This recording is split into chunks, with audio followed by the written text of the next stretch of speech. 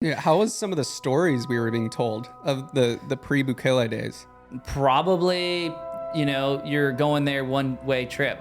It felt like that you would not, under any circumstance, want to find yourself in those areas. I've decided to try to make my own foil. I got to work closely with the developer there, Thomas, who helped me, basically tune in the software in order to get what I wanted. Laird goes in an ice bath that is as cold as the Arctic.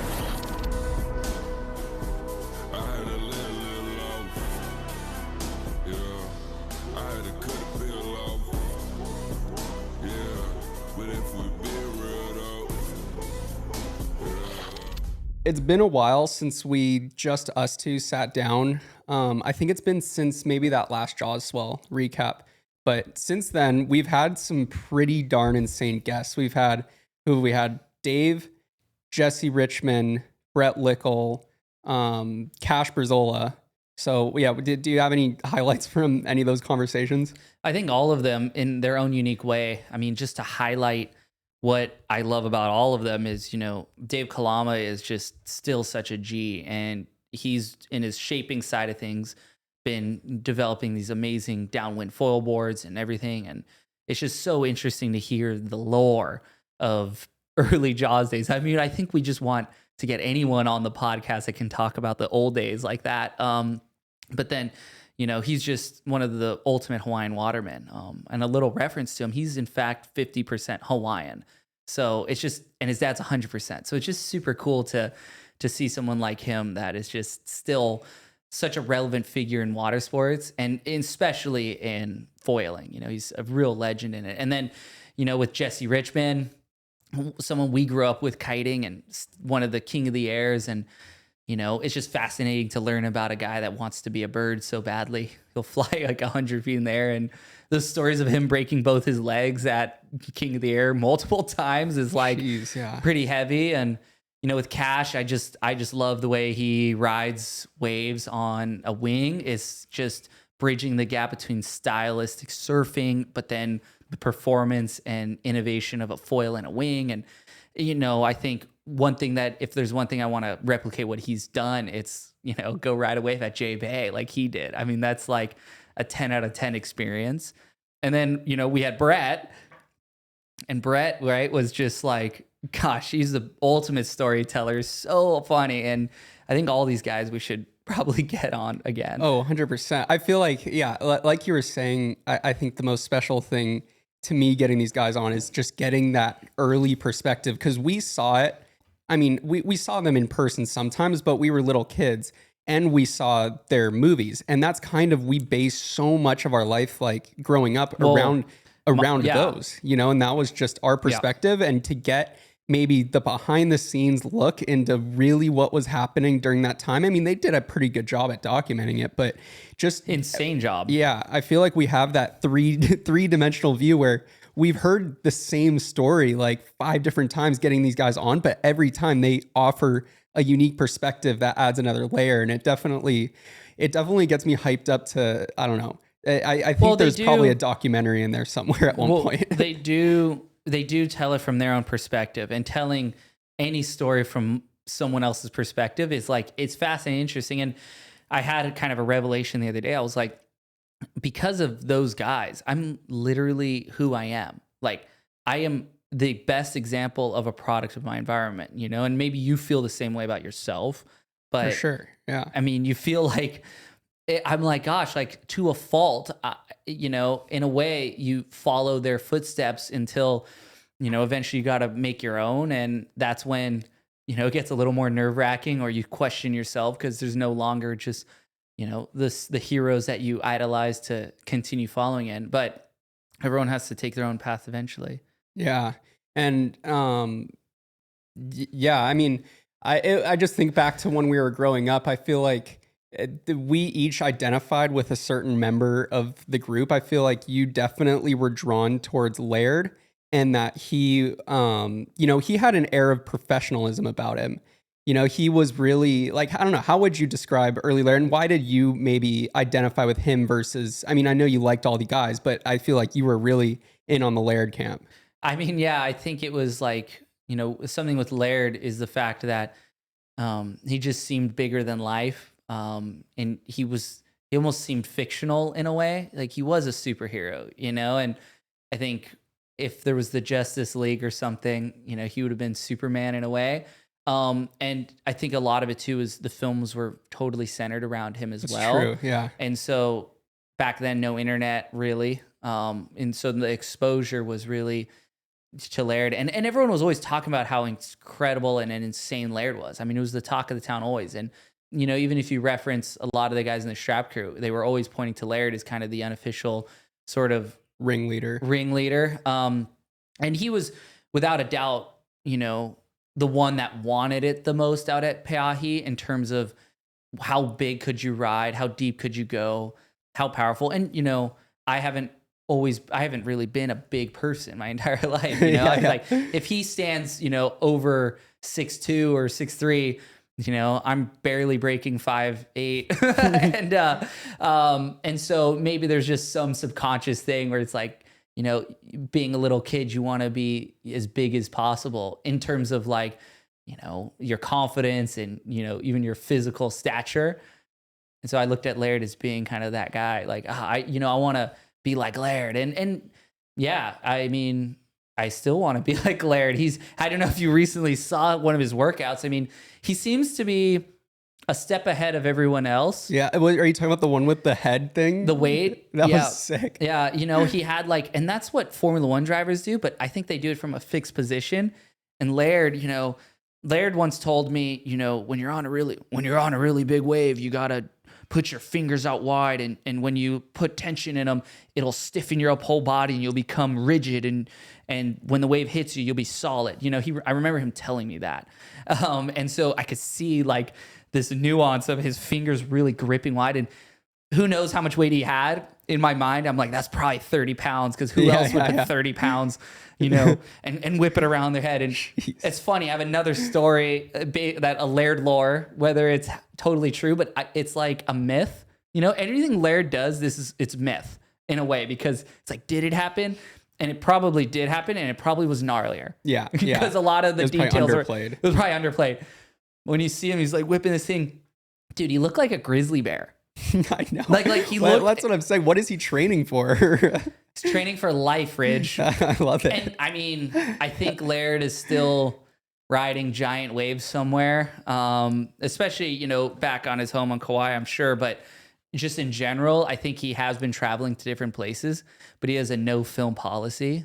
That's sick. Because he's been there, done that. Like, why do I need to film? He was one of the reasons Pe'ahi got exposed, Whether it would stay quiet forever, it's probably impossible. But, he's in his 60s and he's still training to ride the 100-footer, but on a foil. And that's like not where I guess his career's coming from nowadays. I mean, Laird's superfoods. He doesn't have to worry about grinding out clips and making movies like he used to, maybe. No, yeah. I mean, it's probably a different stage of his career. I mean, does he even have to have a quote unquote surf career? He probably doesn't, he's no, not at all. People want to train like him. And so now he's doing this head thing, but he looked like a grizzly bear. I think his skin tone is actually darker than me. I was with a friend of mine that goes to his pool. He lives up in Malibu and he goes to his pool all the time. His name's Brandon, and he was just filling me in on all the Laird lore. It's all about like when you wake up, it's solar gazing. You stare at the sun. So when the sun's not too bright in the sky, you stare at the sun, and what it does is and I'm probably not, as accurate as he would tell you, but it's prepping your body for the day. It's like getting your skin ready to like he's literally staring at the sun. You stare at the sun as it's coming up, which isn't that bad to do. I don't know. Like, no, it's not, because at highest in the day you're not staring at the sun, but it's like watching a sunset. You could stare at the sunset. Yeah. So you solar gaze in the morning, prep, and then the argument too is that a lot of times when you get I had this experience, and we're gonna touch about our trip to El Salvador, right? Yeah. But maybe this leads into that. When you go to when we were in El Salvador, I didn't really use any sunscreen. I think maybe one day I put some on my back, but I didn't use any sunscreen, and I didn't get sunburned. I came home and I put sunscreen on, and I got super sunburned, like bad. Well, I will say though about El Salvador is that the sun, I mean, it's insanely hot there and you'd think you'd get scorched, but the sun isn't that intense. I get way more sunburned here than I would there, but I don't know. Part of the Laird, so that's his theory then? No, is yeah, so no sunscreen? His theory, and it's like don't wear sunglasses too. Because No. Yes, listen to Don't this. listen to this, No, people. no, listen to this. You're going to Listen. ruin your body. No. Listen to this. I'm just saying what I've heard. You know what I mean? Yeah, Like, I'm hearing you out. because I was trying not to do it, but my eyes sometimes hurt really bad. But no, so the idea is you solar gaze in the morning. It preps your body, your skin, all of you, the molecules, everything, your skin to like receive that UV light. As soon as you put shades on, your body thinks that it's in the shade. And so basically it's open to receiving more vitamin D from the sun or more UV light, and you end up getting burnt. Okay. I mean, maybe. And so when you don't have it, you're not tricking your brain into being in the shade. So you actually are, you know, essentially your body's more prepped to receive it. I'm no scientist or anything, but so far, a lot of things Laird has said that people would kind of write off as crazy ends up being true. And if you do look, there are studies that a lot of people are getting skin cancer, not from sun directly, but actually the chemicals in sunscreens that are, you know, being baked into them from the sun. Yeah. I mean, the hard thing with, I go down these health rabbit holes and I never get fully convinced because I just get stopped at the kind of the complexity of the human body. You know, it's like you can have sort of an empirical experience where you're like, okay, I didn't wear sunglasses and I didn't get sunburned, but there could have been a lot of other factors in play that made it. And then, but then if you latch onto that one thing and you go like, well, not judging, but like not telling everybody like, this is what you should do. And then everyone gets really sunburned and it's what I don't know. It's what you probably eat. Yes. It's also your just genetic makeup. Maybe. Yeah. I don't know. Like some people are fairer skinned. Some people are darker. I mean, you know, I have friends that are twice the shade of me and they don't need to wear sunscreen because, you know, it's just the way it is. But it's just, I try to keep an open mind to everything. For sure. Because you just never know. And, you know, it seems harmless in the sense, I guess we've spent so much time in the sun that we're not as affected as others. You know, if you're coming from Michigan on a vacation to Maui, you should probably cover up. Maybe not, and maybe it's not sunscreen. Maybe it's what a lot of the trend is now too. And you see the Florence brothers who are very fair skinned. They're wearing leggings. They're wearing, you know, long sleeve. They're wearing hooded rash guards. Their whole Florence company is actually around sun protection, or, you know, a lot of it. And so it's just, you know, we all have to figure out what's best for us. Exactly. I think that's the takeaway for Laird. He's I don't know. He's built different. And we know that already. And Laird's maybe a superhuman. Yeah. And that's, I mean, I was in the South Pacific earlier this year, and that was the first time I tried doing the full cover up in a tropical location. Is the sun. How did it work? You've been there. The sun's terrible. And I had leggings, the long arms, and I found not only did I not get as sunburned, but I could stay out. My body felt way better through the day. You probably didn't lose as much water, huh? No, yeah, I could surf. I mean, you know me, I don't surf the longest out of anybody, but I was surfing 8 hours straight, no problem. And I think if I was just in board shorts, I would have been cooked. No, you got to like do the Laird method next time you go. It's just straight trunks. No. Yeah, I know. And the video, trunks above the knee. And they just, the videos, I was thinking about this the other day. Like, do you think the videos of Laird at Jaws and just the trunks are staged? Like, do you think maybe not staged, but like he probably had a wetsuit on, took it off and like, okay, with the helicopter's here, I'm going to get this shot. Do you think he was out there for like 5 hours just in board shorts? If there's one thing I can say, Laird is just a different species. He's built different. I mean, literally, I think, you know, wearing a wetsuit in big waves for him isn't about warmth so much as it is physical protection or flotation. And even if you just back in the day, just wearing a wetsuit floated you more than just being in trunks, of course. So I think back in the day, I mean, Core Lord's like, red board shorts, balsa wood surfboard. I mean, kind of his iconic look. He had to have gotten a little cold. No, it's all mental callousing. It all comes back down to mental callousing. Like, Laird goes in an ice bath that is as cold as the Arctic. Like, it's probably borderline about to freeze over. If the water isn't spinning in his bath or his like ice bath, it'll probably freeze over. So there has to be constant movement. Otherwise, it'll 24 degrees, gone. I mean, 23 degrees. that's awesome. That works for some people, but that would not work for me. Laird is just built different. Yeah. I mean, he'll do a sauna for 20 minutes and he'll be like on an assault bike. Yeah. And it gets so hot that I think he's at 250 degrees in there.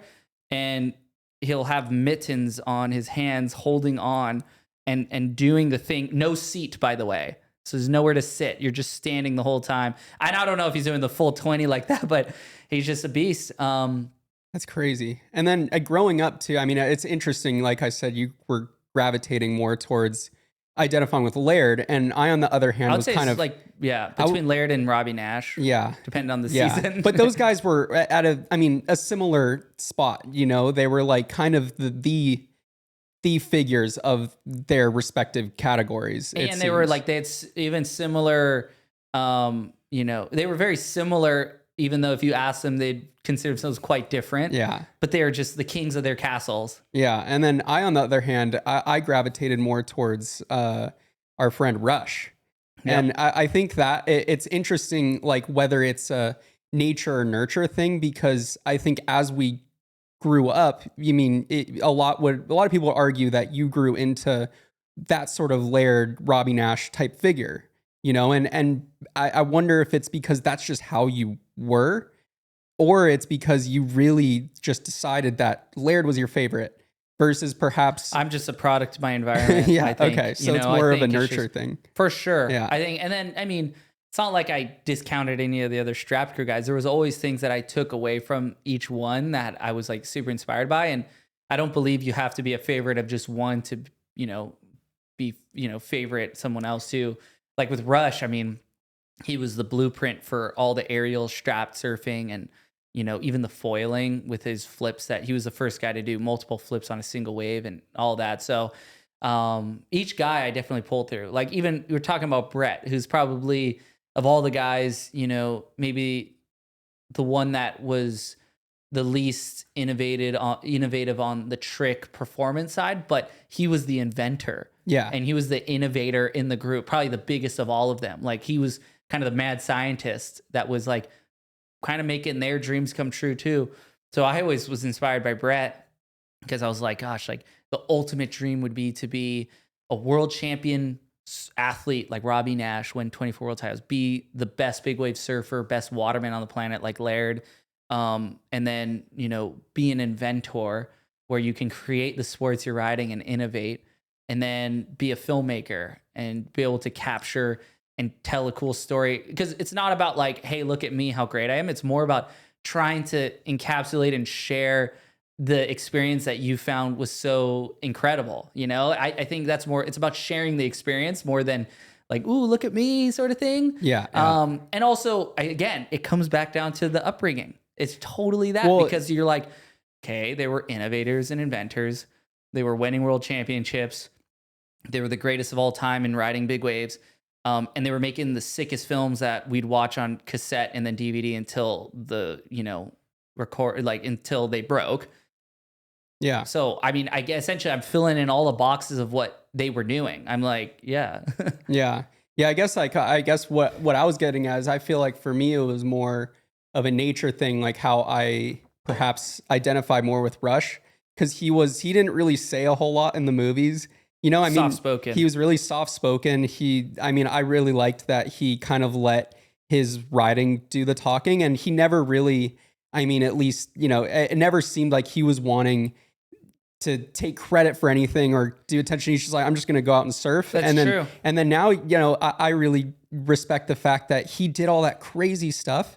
And then now he's just moved on to a different part of his life. And it was so funny talking to him. It's like, he doesn't even remember some of the, he's like completely just not associated with that. He's like, oh yeah, that was like less of my life than what I've done since. Yeah. I mean, that's kind of what, that's something to aspire to, where he really was in the moment during those years, and it's not like he's trying to still cling on, be something or be in the scene, or I don't know. I thought that was really cool. And he was younger than all those guys. So he was kind of like the little brother to them. Yeah. So yeah, And it's you were the little interesting. brother to me. Yeah, yeah, and then you were those years ahead of me, kind of It almost forging matched. that trail. Yeah, So weird how yeah. is anything coincidence? No, it didn't seem like It you all know, seems like some plan from God. well, I mean, we were really like with those movies, literally indoctrinated as kids.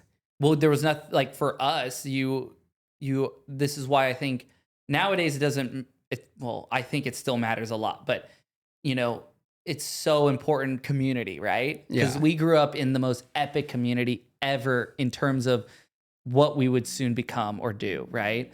And that's it. Like literally we were seeing what was right in front of us, examples of what to do and what to be like, and you know, we just followed by example, and that's like every generation before. In some way you do take something from somewhere inspired and then you make it your own, you know, and that's just life. I mean, had we grown up on the North Shore of Oahu, you know, it might have been pretty different. You know, how we'd grow up. I always think the biggest contrast, what if we grew up in the mountains? Yeah. It's like completely different, but we'd be mountain men versus, you know, maybe water men. Yeah, and I think like, I mean, you probably think about this too with your kids, but one day when I have kids, it's like, yeah, it's what you put in front of them. You know, their brains are sponges, and you know, you want to put the good things in front of them. Well, like you said earlier, everything is like your human body's just so nuanced. Like, yeah. It's opportunity, you know, and then it's also just inner drive.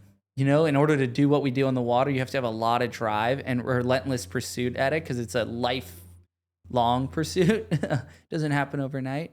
100%. Well, let's move on to the present day. What we've got going on. We went to El Salvador. Yeah, we should definitely touch on that. Well, we're going to talk a lot more about this trip in the future, because we were on a mission. But we had some really fun days at Punta Roca. We talked about it. And I think in our first episode, we talked about, or I told you about my time down there, and did it match what you thought it was going to be like versus what it actually was? Because it is kind of a new place on the surf scene. I guess naturally in my mind, I'm really only drawn to places that I think could get really, really big. Yeah. And Central America doesn't really tick that box. Granted, once we went down there, we discovered that, you know, the waves actually get decent size, like big enough to be like stoked, not like small, just grovelly waves, and not perfect grovelly, or like perfect grovelly waves are fine, but still, you know, then it's like, well, if I'm gonna travel all that way, why not go to some place that could get really big? You know, it's always the possibility. For sure. Yeah. The most interesting thing I found about there is like, it was probably one of the safest countries I've ever traveled to in my entire life. And that being said, if you went there 5 years ago, it would probably been the worst country besides going somewhere in the Middle East as an American. Yeah. How was some of the stories we were being told of the pre-Bukele days? Probably, you know, you're going there one-way trip.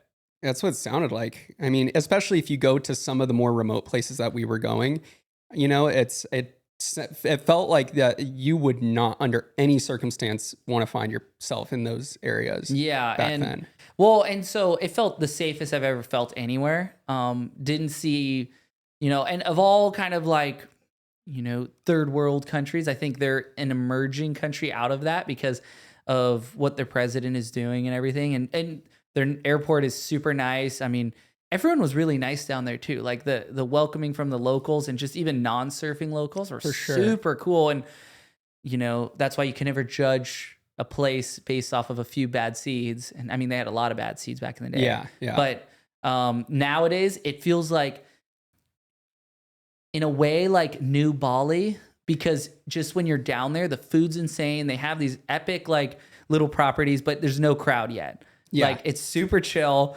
The food's like insane. You go walk through that one town where we were staying. Yeah, yeah. And I'm like, gosh, it's kind of like shades of Bali down here. The thing is it's so hot. Yeah. And so humid that you're just kind of like, that throws you off, but you acclimate to it, you get used to it. You just kind of like whatever. But people don't surf after 10 a.m. That's the craziest thing. And you're just seeing these, granted, it might get a little, you know, onshore, cheesy. Yeah. But we're watching Punta Roca just rope with nobody out, and it would have been a perfect wave anywhere else in the world. And like, why isn't anyone out there? Oh, it's too hot, too sunny, da da da.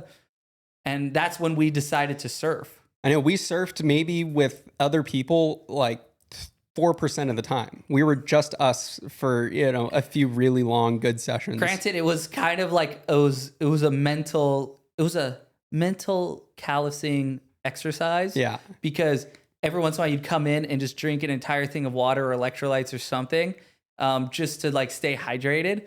But I mean, we were getting so many waves. I think we surfed by ourselves for like 4 or 5 hours, multiple days in the middle. And I was like, gosh, if you just, even when you covered up though, you would definitely feel even hotter because it was that hot. The water was what?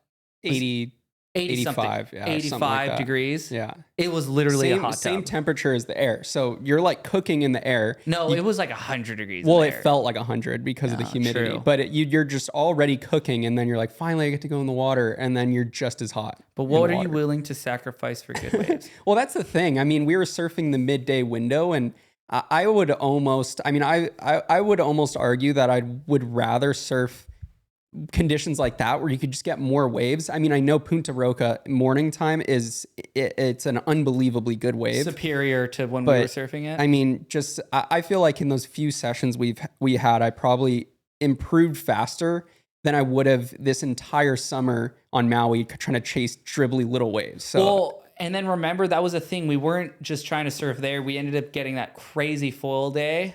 Yeah. And I mean, it was some of the hardest leg burners I think I've ever had on a foil.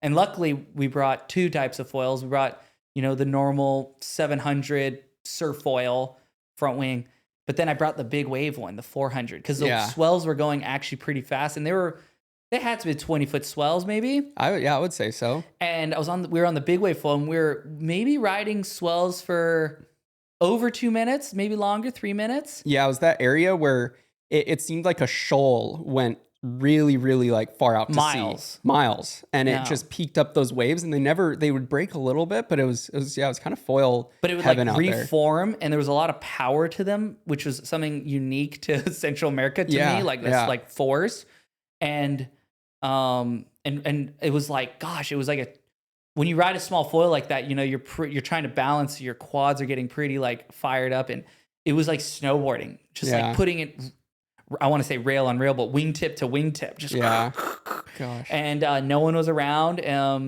We were able to get a hold of a jet ski and just go rip around. And I mean, I think of all the places that I've been recently, I'd go back there. Oh, 100%. And it was the easiest for us to get there because it was so easy. 2 5-hour flights from Hawaii, go to LA, wait an hour and a half, and then another 5-hour flight. You're there in the morning. You could literally, I think it's a 40-minute drive to Punta Roca. You'd be surfing. Yeah. 100%. Yeah, I definitely want to go back, and I can't wait so we can talk more about that trip too. Well, there's a lot more to dive in, and this was not the purpose of why we were there. Yeah. Basically, we'll get into that in a couple months. But let's see, and then you went to Germany a few days ago, right? For just like a really quick trip. What were you doing there? Well, so the thing is like, being a pro surfer, being a waterman or whatever, a wave rider, like I like to consider myself, in order to keep the dream alive, you got to do stuff that, is exciting and thrilling, but it's also like a mental hurdle. Like I'm trying to prepare for the Molokai to Oahu race. And, the last few attempts I haven't done as well as I've wanted to, just because I've had my focuses elsewhere. And, on top of it, everyone's just extremely fast now. It's like a really competitive sport. But, I had to do a trip to Germany, and I've done these many times where, it's just for a business meeting. And in this case, I got invited by Mercedes to go check out their new AMG electric concept car, which was, 1,000 horsepower. And, they had these really cool aerodynamic wheels that, can move and create different aero ability, cool the brakes, all this super Formula One stuff in this, road style car. But I went there literally I only had to be there for a couple of hours, and ate some schnitzel. Did you get to drive a car at least? Yeah. I got to go drive a bunch of the AMG models through the country roads, and it was just like a contrast to what I would normally do. And just, being a fan of Formula One and just motorsports in general, because it's very contrasting to our surf culture. It was really fun just to be in the hills of Germany and just like ripping a AMG GT model, and we were able to get into some other models like that, but to be able to just open it up on the road and I was only there for a day, and then I flew back on the next flight all the way back to Hawaii, and it was good. It was good to meet with those folks, but then it was also a great experience, and you definitely feel a little physically taxed from it, especially when you're trying to train. So it's trying to get the jet lag or just the travel lag removed, and that's the other thing is it's like it's such an arms race for this foil thing. Yeah, I feel let's like get into that. I think like physically, I can almost match anybody, especially when it comes to like pushing the physical barrier. Like, how bad do you want to hurt? But there is a line in the sand where, yeah, you can physically push yourself to a point, but if you don't have the fastest equipment underneath you, you're kind of just running into a wall and you're just wasting energy. So it's like there's a real balance to that. It's an art form in the sense that you got to know when to push and how hard to push, and when to like just allow the foil to do what it's doing. And so I came up to this point where with all of the foils that I've been able to test over the years and working really close, we had the hydrofoil company, and since that's been dissolved, working with KT and a bunch of other things, I've decided to try to make my own foil. Like I just kind of had a wild hair. Like, you know what? I know what I want. Let me see if I can make it myself.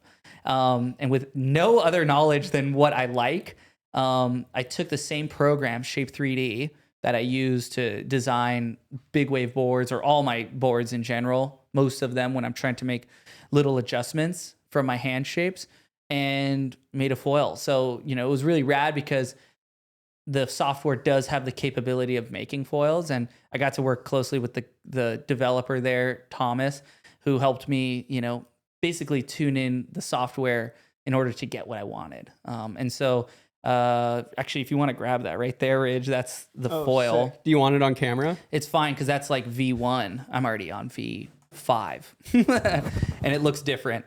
Yeah, so this is a foil attempt that I made. Basically from dead scratch, I just thought, what would I want for downwinding? And everything that I've learned, of course, but I was able to get the attachment point for a KT. This foil was actually built by George Foster, who works at KT, and that was really helpful to be able to have somebody like take the design and realize it and make it into something that I could ride. And it actually ended up being one of the, I think at the time when I was testing this, the top 2 fastest foils I've ever ridden. There was a lot wrong with it, of course, that I learned, but that's the best part is like, I knew that I wasn't going to make something perfect, but as soon as you do it, it opens the next door for like, oh, I'm learning. And the whole point of this is to try to learn. And so this was V1. Wow. This is V1. I'm going to probably be riding something similar to this in the M2O. But now I think we're on V5, and it was really cool because I was able to link up with some designers that I had met at the America's Cup for, Red Bull Alinghi, and, they were able to take this and optimize it.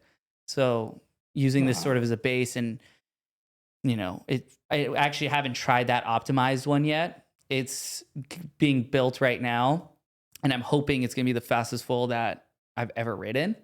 We'll see. You never know. But, I'm happy to show it because by the time the race is over, development by next year is going to be even beyond something like this. So can I see that? It's crazy. I feel like every year it gets more high aspect. I think there's like, That's crazy. I think we're reaching the limit of that in terms of like how high aspect you go. I mean, that is very high aspect. Wow. I think that's like 18 aspect ratio. Jeez. And it's just an efficiency thing, right? What's the benefit of going so high aspect? Efficiency, drag usually. Wow. But at the same time, I mean, there's like a fine line. Like if you go too high aspect, it's really hard to get up on flat water. And also, is it so efficient that you don't get a real good low end lift? I don't know. And then at a certain speed, if you go really, really fast, is the span something that slows you down? Right. You know what I mean? Interesting. So it's a fine line. And I think it actually exists now in between this and current stuff. It's probably like a 14 or 15 aspect ratio. 17 seems like a lot. I mean, the new optimized one is very different than this. While it is similar in design, it also is very different in everything else. The guts, profiles, and it's amazing just with the internet how much you can learn about doing these sort of things. Well, it's all been researched already, right? Well, the thing is every file, every profile has been optimized by the U.S. military for the last 100 years. Yeah. And yeah, you can make subtle adjustments to them, but they've pretty much tested everything there is to test. And so at this point, it's about uncovering it. And America's Cup's already doing all the heavy lifting. So if you can get into the ear of an America's Cup designer, yeah, you're golden. I think really we're reaching a point, the days of being able to just backyard test stuff on the foil stuff at least is probably, coming to an end a little bit, because you can only get so far based on just feeling.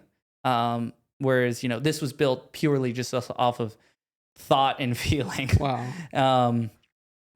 Well, and for the race, I mean, I'm not really racing right now. I'm not in that scene, but the idea is I guess that when I see that foil, it makes me think that it doesn't have much roll. It looks like you just want it kind of planted in the water, and every ounce of energy you put into your pump, like you want to be going forward. You don't want to be bouncing side to side or yeah. Oh, totally. Yeah. You want to feel like you're on train tracks, yeah. But then again, you'd be surprised. These things can whip turns. Really? Like they turn so good. And I think a lot of it has to do with the profile over the span. But it's funny because like each year and especially now, everyone that comes back to Hawaii to do this race series, everyone's coming to the same conclusions. So the wings are all starting to look more and more similar. Interesting. Without them like regulating knowing what the other person is doing. Wow. Like, oh, similar profile. Yeah. Oh, like it's all, there's a convergence where now if you sort of there's just about every foil company has a foil that can be competitive. One might have a foil that just has a little bit of an edge. But in this instance, like everyone's kind of coming to a similar conclusion. So, I mean, it seems like at one point, there's pretty much just going to be a standard race wing. Well, it seems like if you look at kite foil racing, there's, I would say 3 companies, but 2 in particular because it's regulated because of the Olympics now. Oh, okay. Which I don't know if foiling, like downwind foiling will ever get to that point. Probably not. But you basically have Mike's Lab, which is out of San Francisco. You have Levitas, which is out of Austria, and they're like an Olympic, foil, and they make them, and it goes for 4 years. And then you have another company, Chubanga, which is out of Italy, and everyone rides the same thing. And interesting. And now it's all about how you sand your foil, wow. know, and they don't even you can't even touch it, right? Well, the truth is if you touch a really well sanded foil on race day, that fingerprint can create a vacuum of basically cavitation around your foil. Wow. And they're granted they're going the oils like it literally, and it's a true thing. So they always have covers. They have covers, but then when you do touch it, you have, if they're probably sanding it before a race every single time they go out. But they also have like alcohol wipes, and you get the oils, you extract the oils and all that. And so it does make a difference. Granted, they're going like 45 knots. Yeah. Downwinding, maybe if we're lucky, we're going 30 miles per hour downwind, like top speed. Yeah. But the averages are crazy. Like if I'm looking back, Molokai to Oahu last year, I think the winning average speed was 16 and a half, maybe miles per hour. I predict this year it'll be 17 and a half average. That's crazy. But the average speed here on the Maliko run and even on Oahu, like on the good days, I mean, guys are averaging 19 miles an hour downwind. And that shouldn't seem possible. If you think about it, like can you imagine just your average speed being nearly, I think Kane holds the record for the highest average right now, which is like 20 miles an hour average. And his top speed on that day was probably 30. Yeah. So you think about it, imagine being on a foil, only riding swell, and you're constantly for 10 miles, you're going 20, which is crazy. I mean, granted, it's an average, so you're dropping below, and it's the average between your highest and your lowest, whatever. But still, it's pretty incredible that someone is doing that. And he's a really good foil designer. He's a really good foiler. Yeah. So, gosh, that whole sport's so cool. It's funny because we're essentially, both you and I are doing the same sport this summer, most of the time, and that's downwinding. except we're on completely different wavelengths as far as what we're doing with it. You're on doing the racing stuff, developing the fastest foils. Pretty much the idea is you want to get from point A to point B as fast as possible. And with the invention of the Perrowing, I've sort of been messing around with more of the freestyle side of it, which I know you've done a bunch in the past. But it's funny, it's the same sport, but it really doesn't feel like it. No, I mean that's the cool thing though. Is like foiling of all the disciplines within surfing, and then obviously within foiling, downwinding is the coolest in the sense that it can never get too crowded because you have an open ocean of millions of swells happening all at once. You know, like it's all just happening. Your approach can be completely different. You can go totally on the same swells, full race mode, which is fun in itself because you're, you know, like a race car driver, you're trying to extract every little nuanced thing to go as fast as you can. And the speed is what's really exciting and fun. But then there's that other approach where you can literally go out there and use those waves as freestyle, you know, and just surf, turn. You're getting the longest wave there is. You're not trying to get in 30 minutes. You're trying to be out there for an hour, you know, because you're trying to just surf and rip and utilizing, like a lot of guys will use the paddle to just because you only have to get up once. But the Perrowing, you know, you can use as an accessibility point. And I've been traveling, doing downwinders recently, and you would know this too, because you've been launching at different parts of this coastline that aren't the normal places to go. You use the Perrowing to get up on foil and get you maybe a mile offshore to where the bumps are really good. Pack that thing down and surf the ocean. And you have nothing in your hands. It's just a fanny pack. That's the coolest thing ever. And you're doing airs, flips, whatever. So you can, on any given day, do it. And then there's never a crowd problem, you know? You'll never see anyone. Even when you go with people, you hardly see them. Yeah, it's like you're trying hard to stay together. It's like an effort to stay together. Yeah, and but that's the cool thing is like all else fails, it'll never get crowded. It's absolutely impossible for it to get crowded. Yeah, and to be honest, I was very skeptical about the Perrowing thing when I first saw it, and I saw people, you know, doing, you know, laps in the harbor or at Kanaha. It's like, okay, it's cool, but it feels like it's a less efficient version of the wing. But then once I wrap my head around the packability and that it is more so an assist versus your mode of transportation, it was like, oh my gosh, this is so sick. Because I was doing I've always enjoyed doing the downwinders on prone boards just because I like how it feels. The board's really small, it's efficient, you can do turns, but it was always really scary, you know, because if you fall a mile out, that's a 2-hour paddle in through some sharky waters. And this feels like, okay, I could still do that without the fear, and I can ride foot straps and dick around the whole time down the coast, which is pretty darn fun. It definitely like put a new life into downwinding for me. Yeah, I mean, it's just what's coming next. But, you know, with the Perrowing, same thing. I had my doubts, and then now it's one of my favorite things to do on the water. And it's insane. Like, it's so incredible. Do you know what I was thinking about? One of the coolest things about the Perrowing is that it's probably the only sport, definitely the only wind sport where you can have your entire quiver on your person and still ride. You know what I mean? So say it's a super windy day. You're like, okay, I'm going to take the 2.5. You can have a 3.5 and a 4.5 in your backpack. And you won't even, they pack so small that if the wind dies, just pull out the other one. It's super true. Yeah. And one method I've been using in order to access certain places, like there's places where I have to paddle maybe 15 minutes with no wind because I'm in a bay in order to get out to the wind line, just to get up, to go a mile out to get to the swell. So I have a stand-up paddle. I paddle out on the board. I can stand a paddle like, you know, it's a 6-foot long board. And I basically paddle out, get to the wind line, get up. I put the paddle on my back because I have a sling. It just sticks to my back. I Perrowing out, get to the swell, pack the Perrowing into a fanny pack, stuff it in there. I ride for 10 miles. I deploy the Perrowing. I sail a mile back to shore, and then I reach a place where there's no wind. I pack up the Perrowing while I'm on foil. I try to pump as far. When I come off that, I grab my paddle and I paddle all the way back to the beach, and I'm done. Yeah. And it's like, it sounds like a lot, but then it's like, there's something fun about it. It's like so adventure. Yeah. It's very tactical. Yeah. Yeah. But it's like nothing's in my way because I have the paddles on my back. when I'm, going. The Perrowing is so small, it doesn't weigh anything. The only thing I have to carry up the beach is literally my board with my hands. Yeah, no, that's the craziest thing. You get to the beach and this little thing that just assisted you in getting you down the coast. It's just in your fanny pack. I don't know. Well, it's cool because you can just break down your foil too. Like I always have a set of tools. Yeah. So if you need to get a ride in a small car. Yeah, or you could easily do a downwinder on a prone size board to Molokai, walk to the airport and get in a little Mokulele plane and just fly right back. And all your stuff is like, the board's the biggest thing. And even the board is pretty darn tiny. No, you could, there's no reason why you can't ride a board that's, tiny. Yeah. No bigger than this one behind me. Yeah, right? Yeah. It's crazy. But I think it's going to be a crazy race season. Everyone's fast. Records are going to be broken. I'm praying it's going to be light wind just because it's a little more suffering. So, and it's callous the mind like Laird.